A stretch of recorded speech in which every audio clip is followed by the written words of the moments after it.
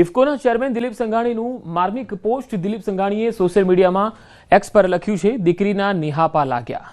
દિલીપ સંઘાણી કઈ દીકરીની વાત કરી રહ્યા છે તેનો ઉલ્લેખ ટાળ્યો છે। સંઘાણી અમરેલીની કોઈ દીકરીની વાત કરી રહ્યા છે કે કેમ, આ એક પ્રશ્ન છે। દિલીપ સંઘાણીની પોસ્ટથી અનેક તર્ક વિતર્કો થયા છે। અમરેલીની કઈ ઘટનાને સંઘાણીએ દીકરી સાથે જોડી? દિલીપ સંઘાણીની પોસ્ટથી રાજકારણ ગરમાયું છે। સંઘાણીએ કઈ દીકરીની વાતનો ઉલ્લેખ કર્યો છે એ સ્પષ્ટ નથી। રાજન ગઢિયા વધુ માહિતી સાથે અમરેલીથી જોડાયા છે સંવાદદાતા। રાજન, આ દિલીપ સંઘાણીની આ પોસ્ટનો શું અર્થ નીકળી શકે?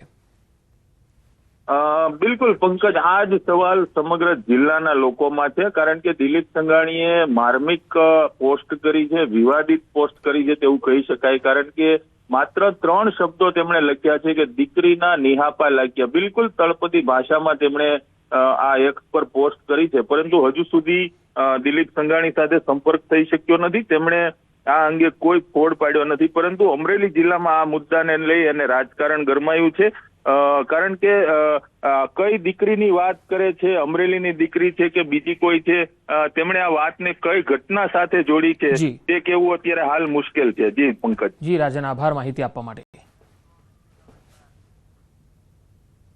તો આ બુલેટિનમાં અત્યારે આટલું જ। નમસ્કાર।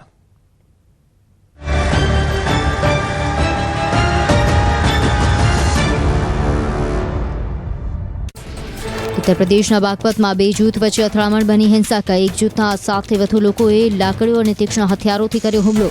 3 મહિલાઓ સહિત 4 લોકો ગંભીર રીતે થયા ઘાયલ। હુમલાની ઘટનાના સીસીટીવી આવ્યા સામે। અમરેલીમાં 2 આરોપીઓની જાહેરમાં સરભરા અસામાજિક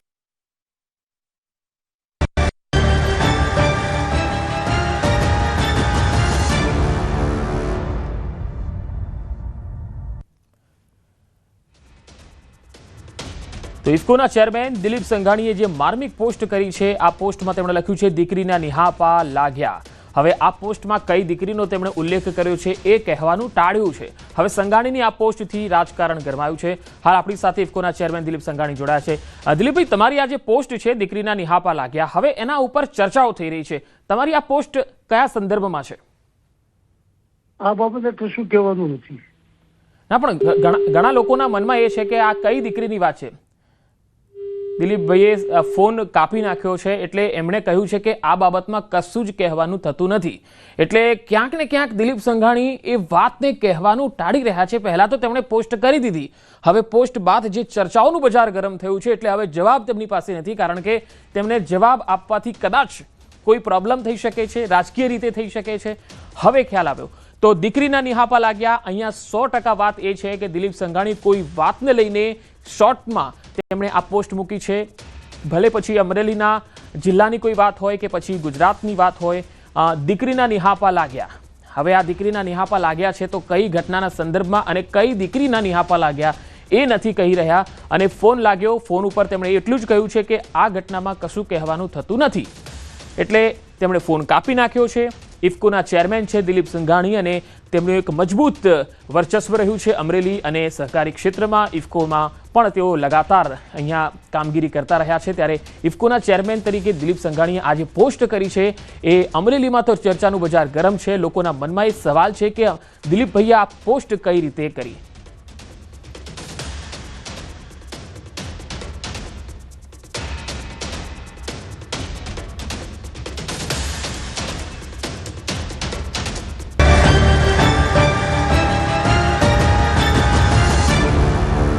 નમસ્કાર, આપ જોઈ રહ્યા છો ન્યૂઝ 18 ગુજરાતી। આપણું ગુજરાત સાથે હું છું સિદ્ધાર્થ ધોળકિયા। મહત્વના સમાચારોથી કરીએ શરૂઆત।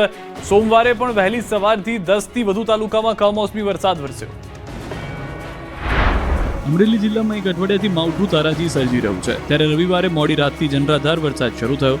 સાવરકુંડલા, ખાંભા, આંબરડી સહિતના ગામડાઓમાં વીજળીના કડાકા ભડાકા સાથે વરસાદ ત્રાટકતા ગામ વચ્ચેથી પસાર થતી નદીમાં પૂર આવ્યું। પાણીના ધસમસતા પ્રવાહને લીધે રસ્તો બંધ થયો, તો આસપાસના ગામડાઓમાં સતત પડી રહેલા વરસાદથી નદી નાળા અને ચેકડેમ છલકાઈ ગયા। આ તરફ કચ્છમાં પણ કમોસમી આફત વરસી। નખત્રાણા પંથકમાં કમોસમી વરસાદ પડ્યો।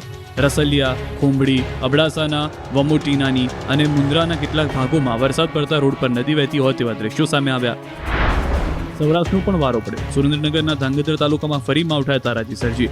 નારીચાણા, રાવિયાવદર, જસાપર, ભેચડા સહિતના ગામોમાં વરસાદ પડ્યો। ગ્રામ્ય વિસ્તારમાં વરસાદને કારણે કપાસ, મગફળી સહિતના પાકમાં નુકસાની થવાનો ડર છે।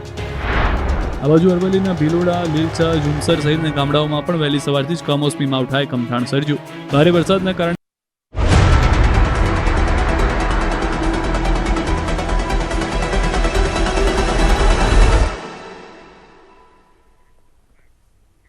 નમસ્કાર, આપ જોઈ રહ્યા છો ન્યૂઝ 18 ગુજરાતી. હું છું આપની સાથે પ્રીતિ. નજર કરીશું સમાચાર સુપરફાસ્ટ પર. સુરતના ડિંડોલીમાં અસામાજિક તત્વોનો આતંક. અંગત અદાવતમાં 8 થી 10 લોકો યુવક પર જીવલેણ હુમલો કર્યો. સાઈ પોઈન્ટ પાસે મારામારીની ઘટના સીસીટીવીમાં કેદ.